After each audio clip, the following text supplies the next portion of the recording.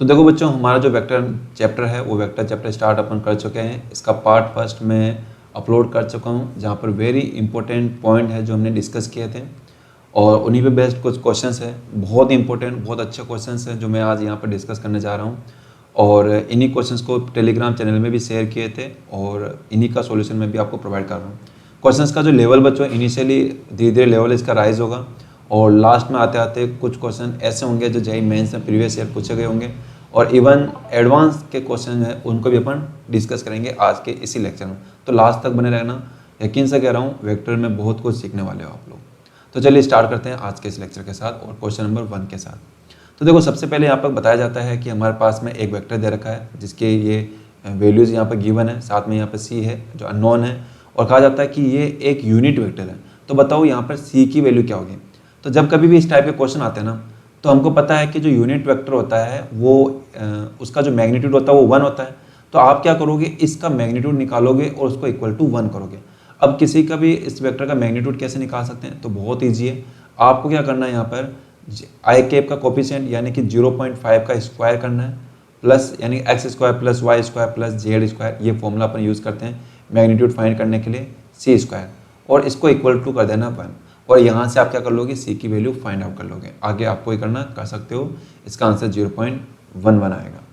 Next देखो यहाँ पर क्या कह रहा है कि what is the unit vector along I cap J cap. देखो मैं क्या मानता हूँ कि आई कैप जे कैप का यूनिट वेक्टर निकालना इसके अलोंग। तो ऐसा करते हैं कुछ देर के लिए, इसके लिए मैं क्या करता हूँ, इसको एक पी वेक्टर के इक्वल मानता हूँ। अब ये कह रहा है कि इसका जो ये पी वेक्टर है ना, इसका यूनिट वेक्टर चाहिए, वो भी अलोंग इसके। तो यूनिट वेक्टर अपन कैसे निकाल सकते हैं, तो p का यूनिट वेक्टर कैसे निकलेगा, तो अपन जानते हैं वो निकलेगा p vector upon magnitude of p। तो p वेक्टर की देखो वैल्यू गिवन है आई के प्लस जे के, जो अपन ने इनिशियली मानी है। अब देखो अपॉन में क्या करना पड़ेगा, p का मैग्नीट्यूड रखना पड़ेगा। तो p का मैग्नीट्यूड कैसे निकालते हैं, तो ये अगेन वही वाला formula root x square plus y square. तो आई कैप के कोफिशिएंट 1 है, जे का कोफिशिएंट 1 है, तो इस केस में जब आप इसको सोल्व करोगे तो आपको करना पड़ेगा रूट 1 स्क्वायर प्लस 1 स्क्वायर, यानी कि यह आ जाएगा रूट 2। और जब आप यहाँ पर रूट 2 को यहाँ पर प्लेस करोगे अपॉन में, तो इससे हमारा आंसर फाइंड होगा और वो हो जाएगा बच्चों यहाँ पर आंसर नंबर फर्स्ट। ठीक है, तो ये तो हुआ हमारे पास में क्वेश्चन नंबर 1। अब यहाँ पर चलते हैं नेक्स्ट क्वेश्चन के साथ, क्वेश्चन नंबर 3। तो क्या रहा है कि यहाँ पर हमारे पास में 3 वेक्टर है, तीनों का सम यहाँ पे इक्वल है। साथ में ये भी बोलता है कि किन्हीं 2 का वेक्टर मतलब 2 out of 3 vectors are equal in magnitude. 2 vector magnitude में इक्वल है और जो तीसरा वेक्टर है वो रूट 2 टाइम्स है अदर 2 वेक्टर के। तो बताओ दोनों के बीच में एंगल कितना होगा, मतलब इनके बीच में एंगल कितना कितना हो सकता है। तो देखो यहाँ से इस रिलेशन को देखो, A vector plus B vector plus A equal to 0। तो क्या अब मैं इसको ऐसे नहीं लिख सकता क्या, A plus B is equal to minus C, लिख सकते हैं ना, माइनस सी, बिल्कुल लिख सकते हैं। मैं माइनस को इसको ऐसे भी लिख सकता हूँ, A vector plus B vector is equal to C. इसका मतलब क्या है कि ये जो सी वेक्टर आने वाला है ना, ये ए प्लस बी के रिजल्टेंट का अपोजिट आने वाला है। तो पहले ऐसा करो, ए और बी का रिजल्टेंट निकाल दो और उसका अपोजिट कर दो तो वो सी वेक्टर हो जाएगा। तो एक काम करते हैं, पहले मैं लेता हूँ ए वेक्टर इधर ले लेता हूँ और बी वेक्टर ले लेता हूँ इधर। ठीक है, अब अगर इसने क्वेश्चन में ये बोल दिया कि भाई ए और बी दोनों का मैग्नीट्यूड सेम है, तो ध्यान रखना किन्हीं भी 2 वेक्टर जिनका मैग्नीट्यूड सेम है तो उनका जो रिजल्टेंट वेक्टर आता है ना बच्चों, वो एंगल बाइसेक्टर आता है। वो एंगल बाइसेक्टर आता है यानी कि बीचों बीच आता है दोनों के। ठीक है, तो यानी कि ये जो आ रहा है ये रिजल्टेंट आया। अब ए और बी का यानी कि ये जो वेक्टर बता रहा है ना, ये ए प्लस बी बता रहा है। क्या बता रहा है, ए प्लस बी। अब ए प्लस बी का अगर आप नेगेटिव ले लो तो वो किसको बता देगा, सी को बताएगा। तो इसका नेगेटिव क्या होगा, इसका नेगेटिव यही तो होगा भाई, इसका नेगेटिव यही होने वाला है, जिसको अपन क्या लिख सकते हैं, सी वेक्टर लिख सकते हैं। तो अब देखो ये कहना चाह रहा है कि भाई ये जो सी का जो वेक्टर है ना, इसका जो मैग्नीट्यूड है वो रूट 2 टाइम्स होना चाहिए, किसके साथ, ए और बी के साथ। तो ऐसा कैसे पॉसिबल है, तो पहली चीज़ तो देखो आपको ये क्लियर होना चाहिए, अगर ये सी, अगर इधर वाले वेक्टर का मैग्नीट्यूड अगर सी है तो इधर वाले का भी मैग्नीट्यूड क्या होगा, सी होगा ना भाई। है तो दोनों इक्वल ही है ना, इक्वल बट अपोजिट डायरेक्शन में। तो मैग्नीट्यूड तो सेम रहेगा, बस डायरेक्शन तो अपोजिट है। तो अगर ये रूट 2 है तो ये भी क्या होगा, रूट 2 होगा, क्योंकि दोनों इक्वल वेक्टर है और बस डायरेक्शन अपोजिट है, मैग्नीट्यूड सेम है यहाँ पे। तो अगर ये रूट 2 है तो ये भी रूट 2 होगा। किसका रूट 2 टाइम, ए का रूट 2 टाइम। तो अब अपन को बस ये जानने की जरूरत है कि ये रूट 2 टाइम्स कब होता है, ये एंगल अपन ऐसा क्या रखें जिससे रूट 2 टाइम हो जाए, किसके, इस ए वेक्टर का। तो देखो आपको ध्यान रखना है कि अगर हमारे पास में कोई ट्राइंगल है, इसमें अगर एंगल 90 डिग्री बन रहा है एक साइड, और अगर ये वैल्यू √2 है किसकी, अगर अब ये √2 और हम चाहते हैं ये वैल्यू 1 हो, तो ये तब पॉसिबल है जब यहाँ पे एंगल क्या हो 45 हो, क्योंकि ये 1 है ये 1 है तो ये √2 हो जाएगी। अगर ये a है तो ये भी क्या हो जाएगी √2a हो जाएगी। अगर ये b होती तो ये भी क्या हो जाता √b हो जाता। तो ये सब कब पॉसिबल है, जब एंगल क्या हो 45 डिग्री। तो ये अगर 45 डिग्री होगा ना तो ये पॉसिबल है कि √2 टाइम हो जाएगा a के। अगर ये एंगल अगर 45 डिग्री है ना तो ये पॉसिबल है कि ये √2 टाइम हो जाएगा b के। तो बस यही कहना चाह रहा है। तो यहाँ पे एक एंगल 45 भी हो गया, एक एंगल 45 भी हो गया। तो इस केस में देखो a और b के बीच में जो एंगल बन रहा है वो कितना बन रहा है 45 + 40 90, और b एंड c के बीच में एंगल कितना बन रहा है, देखो टोटल 180 है, 180 में 45 को माइनस करो 135, और ऐसे ही मतलब a और b के बीच में, a और c के बीच में वो भी एंगल कितना बनेगा 135, ठीक है। तो ये भी कितना होगा 135, ये b और c के बीच में। तो इस तरीके से अपन कह सकते हैं कि यहाँ पे जो पॉसिबल एंगल है 90, 135, 135। तो इस तरीके से इस क्वेश्चन को अपन सोल्व कर सकते हैं। अब देखो नेक्स्ट क्वेश्चन, दो और क्वेश्चन यहाँ पे ये कह रहा है कि अगर इस a वेक्टर में हम b वेक्टर को जब ऐड करते हैं ना तो यहाँ पर एक यूनिट वेक्टर बनता है जो अलोंग x एक्सिस होता है। तो बताओ वो b वेक्टर क्या है। तो जब भी अपन को ये पता नहीं ना कि वो क्या ऐड कर रहे हैं, तो आप क्या करो, इसको वेरिएबल की फॉर्म में लिख दो। तो अपन यहाँ पर मान के चलते हैं कि जो b वेक्टर है ना यहाँ पर वो xi कैप है प्लस yj कैप है और प्लस zk कैप है, ये हमारे पास में, ठीक है। वैल्यू नहीं है तो अपन इस फॉर्म में लिख सकते हैं। अब ये कह रहा है कि अगर मैं इस b वेक्टर को a में ऐड कर दूं तो a वेक्टर कौन सा हमारा ये रहा, तो यहाँ पे लिख देता हूँ मैं i cap plus 2j cap minus 3 cap. ये क्वेश्चन भी मैं आपको देने वाला हूँ तो अच्छे से समझना। तो ये कह रहा है अगर इसके अंदर अपन मैं क्या करता हूँ, मैं b वेक्टर को ऐड करता हूँ, b वेक्टर यानी कि xi cap plus yj cap और प्लस zk कैप। तो ये इक्वल टू जो आएगा ना, ये इक्वल टू क्या आएगा, यूनिट वेक्टर के इक्वल आएगा। अब हमको पता है यूनिट वेक्टर का मैग्नीट्यूड कितना होता है 1 होता है, और साथ में कह रहा है कि अलोंग x एक्सिस है केवल, तो अलोंग x एक्सिस है तो यहाँ पर क्या आएगा सिर्फ i कैप आएगा, और यहाँ पर जो y की z की जो वैल्यू होगी वो क्या होगी 0 होगी, ठीक है। तो अब यहाँ पर आपको सोल्व करना है, तो सोल्व देखो आप ही करोगे। कैसे करोगे, i कैप और i कैप को एक साथ रख दो, यानी कि ये लिख देना 1 + x i कैप। इसी तरीके से 2 और y को एक साथ रख दो, यानी j कैप एक साथ रखोगे, k कैप एक साथ रखोगे, और इनको इक्वल करोगे बच्चों। इनको इक्वल करोगे किसके इक्वल, 1 i कैप के प्लस 0 y कैप के, सॉरी 0 j कैप के और प्लस 0 k कैप के। तो यहाँ से इक्वेशन में आना, i कैप के साथ i कैप कोफिशिएंट को इक्वल करना, y कैप के कोफिशिएंट को y कैप के साथ, यहाँ पर j कैप के कोफिशिएंट को j के साथ मल्टीप्लाई उसको कंपेयर करना, और k कैप को वाले को k के साथ कंपेयर करना, और इससे किसकी वैल्यू फाइंड हो जाएगी, x y और z की वैल्यू फाइंड होगी, और इन्हीं वैल्यूज़ को फिर आपको पुट करना है कहाँ पर, यहाँ पर पुट कर देना। इससे हमारा b वेक्टर निकल जाएगा। Projection of p on q। तो projection of p on q का मतलब क्या है यहाँ पर, तो कोई हमारे पास में दो वेक्टर में बोलता हूँ कि एक वेक्टर p है एक वेक्टर q है। अब p का प्रोजेक्शन बनाना है q पर, तो इसका मतलब ये है कि आप p से 90 डिग्री एंगल ड्रॉ कर दो q पर। तो ये जो लेंथ आएगी ना, ये जो लेंथ, ये जो मैग्नीट्यूड है ना, ये बताता है बच्चों, अगर ये एंगल थीटा है तो ये कितना बन जाएगा p cos थीटा बनेगा ना, थीटा के साथ वाला कंपोनेंट p cos थीटा बनेगा। और ये जो p cos थीटा ना बच्चों, यही क्या है, p का प्रोजेक्शन है q पर। तो ये कैसे निकाल सकते हो, तो जब भी cos थीटा आता था हम जानते हैं कि हमको डॉट प्रोडक्ट लेना पड़ता है, p dot q is equal to p q cos theta. तो अपन को क्या चाहिए, p cos थीटा निकालना है, तो q को अपॉन में लिखा जाओ, तो ये बन जाएगा p डॉट q और अपॉन में आ जाएगा q। तो देखो ऊपर तो क्या है q वेक्टर, नीचे मैग्नीट्यूड ऑफ q है, तो इस केस में आप इसको कैसे लिख सकते हो, एक यूनिट वेक्टर की फॉर्म में लिख सकते हो। तो ये यूनिट वेक्टर की फॉर्म में, यानी कि p वेक्टर डॉट q, ये हमारा करेक्ट आंसर हो जाएगा, यानी ए ऑप्शन करेक्ट आंसर हो जाएगा।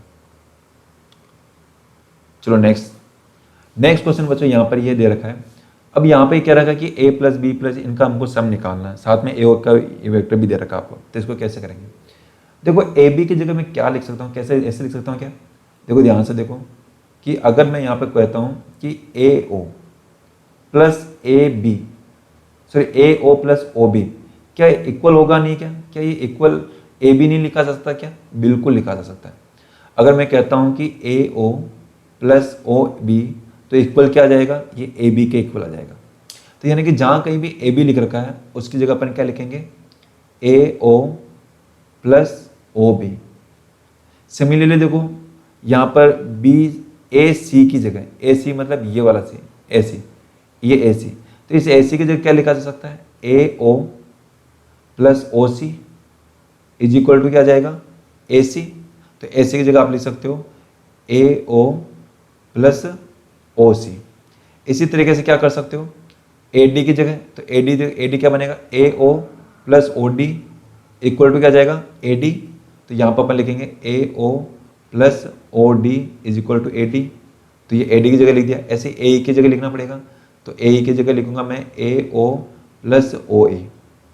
ऐसे ए एफ की जगह, तो ए ओ प्लस ओ एफ, और इसी तरीके से ए ओ प्लस ओ जी, और लास्ट में आ जाएगा ए ओ प्लस ओ एच, है ना, क्योंकि ए एच की जगह अपन क्या रख रहे हैं, ए ओ प्लस ओ एच लिख सकते हैं। देखो कि A O plus O H is equal to क्या बन जाएगा, ए एच। देखो ना, ट्राइंगल लो आपको याद होना चाहिए। अब इन सब को आप वैल्यू अपन को निकालने हैं, तो देखो इसको आगे कैसे सोल्व करेंगे। तो ए ओ ए ओ ए ओ ए ओ और ए ओ और ए ओ कितने टाइम्स हो गया, यहाँ पर 1 2 3 4 5 6, यहाँ पर एक और रह चुका है यहाँ पर ना। तो यहाँ पर ओ एच वाला हो गया, ए जी वाला भी हो गया, और ए एफ वाला भी हो गया, ए एफ वाला हो गया, इसका भी हो गया। तो हमारे पास में एक कौन सा रह रहा है, तो ये रहा ए ओ प्लस ओ बी, तो ए ओ प्लस ओ बी सही है। ए सी का ए ओ प्लस ओ सी, ए ओ प्लस ओ सी ये भी सही है। और इसके बाद में ए डी का ए ओ प्लस ओ डी, तो ए ओ प्लस ओ डी ये भी सही है। ए ई के लिए ए ओ प्लस ओ ई, तो ए ओ प्लस ओ ई ये भी सही है। अच्छा ये काउंट नहीं किया, ये रहा ये एक और। तो देखो यहाँ पर टोटल कितने हो गए, 7 ए ओ हो गए। अब इसके बाद में देखो क्या बच रहे हैं, O B plus O C plus O D plus O E plus O F plus O G plus O H.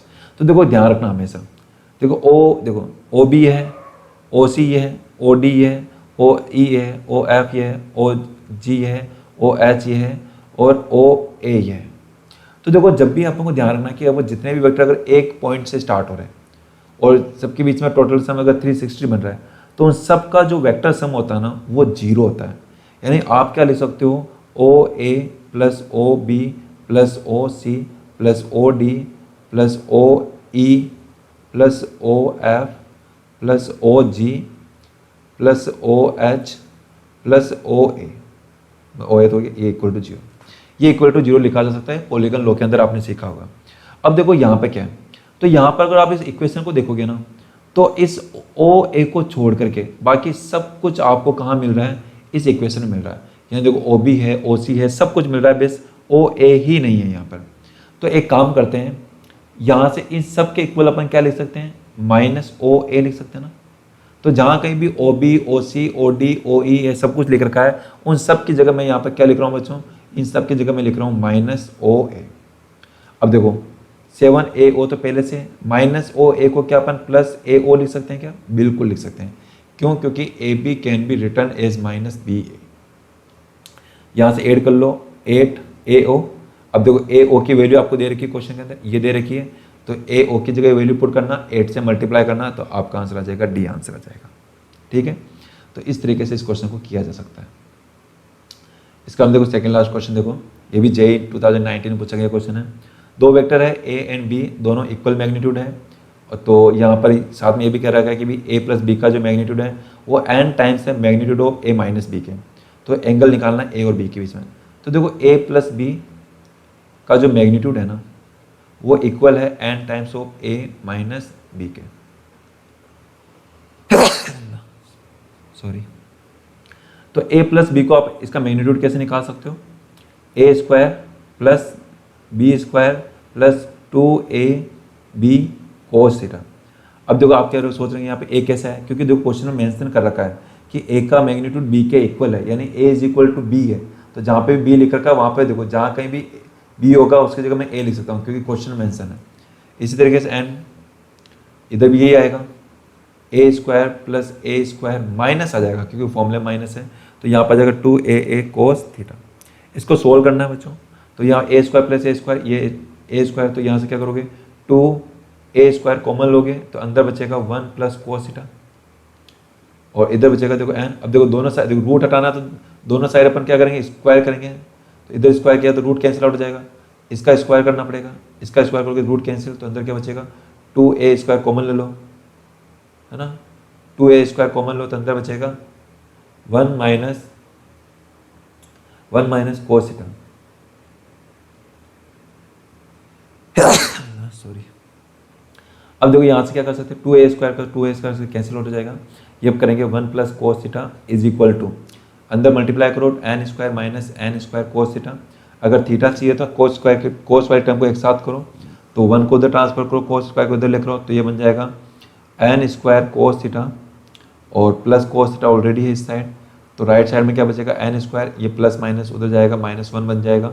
यहाँ से यहाँ cos है ना, तो यहाँ से cos कॉमन ले लो, तो अंदर क्या बचेगा n स्क्वायर प्लस 1, और ये n स्क्वायर प्लस 1 कहाँ पर जाएगा, क्रॉस मल्टीप्लाई करोगे तो इधर नीचे आ जाएगा, और यहाँ से जब थीटा चाहिए तो cos इनवर्स इधर आ जाएगा, तो cos इनवर्स बन जाएगा इधर रखें, और बनेगा n square minus 1 upon n square plus 1, तो ये आ जाएगा हमारे पास में थीटा।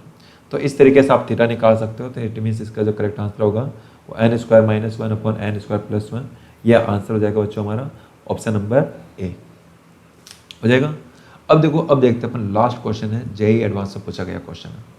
तो देखो यहाँ पे क्या करना चाह रहा है कि भाई हमारे पास में ए वेक्टर है, बी वेक्टर है और ए कांस्टेंट है, ओमेगा की वैल्यू गिवन है, साथ में दोनों का मैग्नीट्यूड मतलब एडिशन का मैग्नीट्यूड और सब्ट्रैक्शन का मैग्नीट्यूड √3 टाइम्स है, और टी की अगर वैल्यू अगर टो है तो उस केस में अपन को टो की वैल्यू फाइंड करनी है। तो देखो कैसे करेंगे, तो a प्लस बी का मैग्नीट्यूड, तो पहले a प्लस बी लिखो, तो a प्लस बी देखो a क्या है ये है और b क्या है ये पूरी टर्म, तो इसमें इसको ऐड करके लिखना है। तो मैं कैसे लिखूंगा देखो, तो लिखूंगा a I cap plus a cos omega T I cap, अब a को अंदर भी मल्टीप्लाई कर तो क्या लिख दूंगा a sign omega T J cap.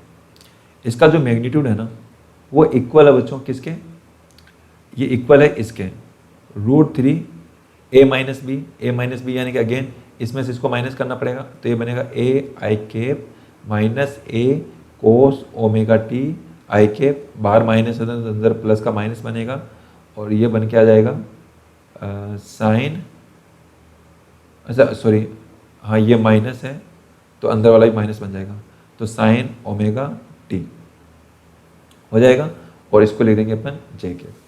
अब देखो अपन को करना क्या है, तो यहाँ पे भी इनका मैग्नीट्यूड निकालना पड़ेगा, तो आई कैप वाले आई कैप के एक साथ कर दो, तो देखो इन दोनों में से ए कॉमन ले सकते हैं, तो अंदर बचेगा 1 प्लस कोस ओमेगा टी और बाहर आएगा आई कैप, और इधर बनेगा ए साइन ओमेगा टी जे कैप। फिर इसका मैग्नीट्यूड निकालेंगे √3, इधर से वैसे ही करेंगे कुछ, यहाँ से क्या कर लो आप लोग कॉमन ले लो, आई को कॉमन ले लो, तो आई कॉमन लेंगे तो क्या बन जाएगा देखो ए भी कॉमन ले सकते हो, तो यहाँ बनेगा, अच्छा ये √3 पूरा बाहर है ध्यान रखना, तो अंदर बचेगा 1 माइनस कोस ओमेगा टी और इधर बचेगा माइनस साइन ओमेगा टी जे कैप, है ना, यहाँ पर आई कैप हो रहेगा। अब बेस, अब आपको क्या करना है, इनका मैग्नीट्यूड निकालना है, तो इसका मैग्नीट्यूड निकालेंगे, देखो आई कैप का कोफिशिएंट का स्क्वायर करो और जे कैप के कोफिशिएंट का स्क्वायर करो और उसका रूट लो, तो देखो यहाँ पर लेकर चल रहे हैं, तो इसका स्क्वायर करोगे ए स्क्वायर, यहाँ का इसका स्क्वायर करके लिखना पड़ेगा, तो इसका स्क्वायर मैं डायरेक्ट सोल्व कर रहा हूँ, a plus 2 cos omega T और plus cos square omega T, plus इसको सोल्व करेंगे तो a square sine square omega T is equal to √3, यहाँ पे वैसे करना पड़ेगा, √3 लेना पड़ेगा, तो यहाँ पे लेंगे देखो a स्क्वायर आएगा, इसको खोलोगे ओपन करोगे तो 1 माइनस 2 कोस ओमेगा टी, और यहाँ पर आएगा बच्चों कोस स्क्वायर ओमेगा टी, ना आइडेंटिटी लगाई a माइनस बी का होल स्क्वायर वाली, और इधर आ जाएगा देखो यहाँ पर आएगा हमारे पास में plus sign square omega T. अब देखो कैसे सोल्व करोगे, तो देखो यहाँ से a स्क्वायर, यहाँ से a स्क्वायर को कॉमन ले लो, तो बाहर कॉमन आ जाएगा a और अंदर बचेगा रूट। अब देखो यहाँ पे भी देखो कोस square omega T plus sign square omega T 1 बनेगा, तो इन दोनों का जो 1 है ना, इस 1 को अपन ऐड करेंगे इस 1 के साथ, तो क्या बनेगा 2, तो 2 प्लस 2 कोस ओमेगा टी, तो मैं 2 कॉमन ले सकता हूँ अगेन, तो अंदर बचेगा 1 प्लस कोस ओमेगा टी। इधर देखो √3, तो देखो यहाँ पे भी कुछ ऐसे ही होने वाला है, कोस square omega T sign square omega T 1 बनेगा। इस 1 को मैं ऐड करूँगा इस 1 के साथ, तो यहाँ से तो एक तो बाहर ही ले रहा हूँ मैं, पहले ही बाहर ले रहा हूँ एक को, तो ठीक है ए पहले बाहर ले रहे अपन यहाँ पे, तो ए को बाहर ले लो तो ए बाहर आ जाएगा, और अंदर ही बचेगा यहाँ पर, अच्छा यहाँ पे भी ए था ना, ध्यान रखना यहाँ पे भी ए था, तो इधर भी ए स्क्वायर था, तो इसलिए ए स्क्वायर अपन कॉमन ले लिया। तो अंदर बचेगा देखो 1 प्लस 1 2, और 2 को कॉमन लेंगे तो अंदर बचेगा 1 माइनस कोस ओमेगा टी, ये बन गया। अब देखो यहाँ पर अपन क्या कर सकते हैं, देखो एक आइडेंटिटी बनती है 1 प्लस कोस ओमेगा टी। देखो फॉर्मूला ये होता है कि कोस 2 थीटा इज इक्वल टू होता है 1, मतलब 2 cos square theta minus 1। Minus 1 को इधर ट्रांसफर करो तो ये बन जाएगा 1 plus cos 2 theta is equal to 2 cos square theta.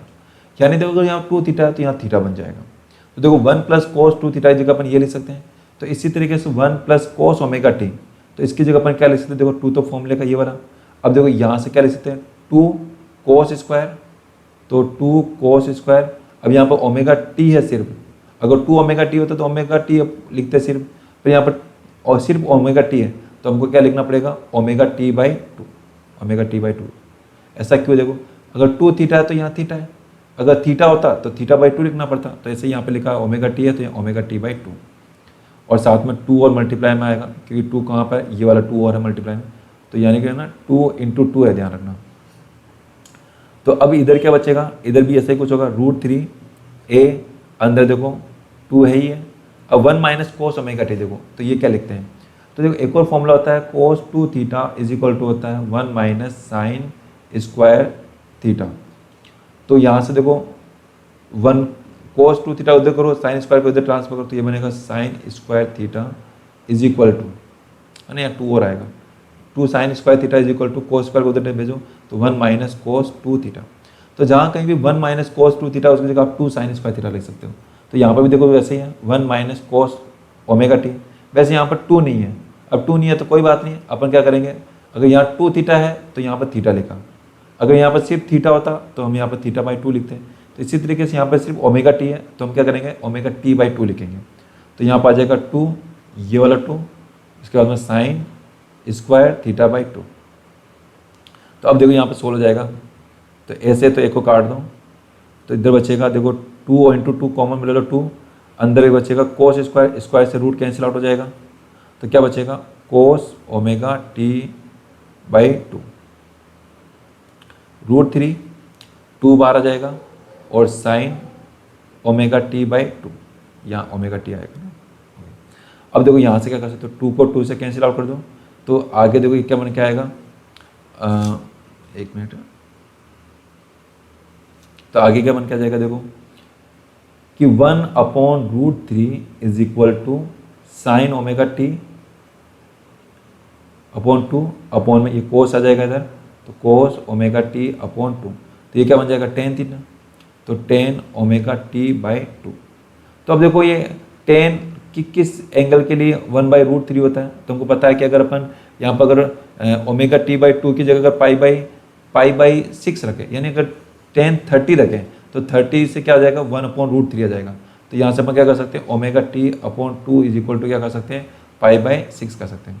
Omega की वैल्यू क्वेश्चन में गिवन है देखो π/6, तो यहाँ पर π/6 लिखो और इंटू टी करो, टी की जगह देखो, टी की जगह भी अपन को क्या लिखना पड़ेगा टो लिखना पड़ेगा, क्योंकि क्वेश्चन में कह रहा है, तो टी की जगह अपन टो लिखते हैं यहाँ पर, तो टी की जगह मैं यहाँ पर टो लिखता हूँ और इधर करता हूँ π/6, और साथ में देखो यहाँ पर 2 और अपॉन में ये 2 और मल्टीप्लाई में, तो 2 से 2 π/6 से पाई कैंसिल आउट, तो टो इज इक्वल टू क्या जाएगा 2 सेकेंड आ जाएगा, क्योंकि 2 इधर क्रॉस मल्टीप्लाई करेंगे तो इसका फाइनली आंसर आएगा 2 सेकेंड आ जाएगा। बेस ये हो गया बच्चों। तो इस तरीके से अपन क्या कर सकते हैं, इस एडवांस टाइप के क्वेश्चन को भी अपन कर सकते हैं। तो ये हो गया बच्चों फाइनली ये लेक्चर कंप्लीट, जहाँ पर बच्चों अपन ने सीखा है यहाँ पर इंपॉर्टेंट क्वेश्चन जो चैनल इसमें टेलीग्राम चैनल में ला लेते हैं। तो अब आप भी अगर टेलीग्राम पे और ऐसे क्वेश्चन प्रैक्टिस करना चाहते हो तो आपको क्या करना है, टेलीग्राम चैनल को ज्वाइन करने के लिए आपको डिस्क्रिप्शन में इसका लिंक दे रखा है, वहाँ पर क्लिक कीजिएगा, वहीं पर लिंक इसके इस वीडियो की PDF आपको वहाँ पर प्रोवाइड कर दी जाएगी। तो ठीक है, तो आज के लिए इतना ही करते हैं, मिलते हैं पार्ट 2 के अंदर, जिसके अंदर अपन थ्योरी डिस्कस करेंगे, अपन डॉट प्रोडक्ट, क्रॉस प्रोडक्ट और साथ में डायरेक्शन कोसाइंस, ठीक है। और इसके जो रिमेनिंग क्वेश्चंस है और अच्छे क्वेश्चन, उनको अपन नेक्स्ट न्यूमेरिकल वीडियोस में अपन डिस्कस कर लेंगे। तो चलो आज के लिए इतना करते हैं।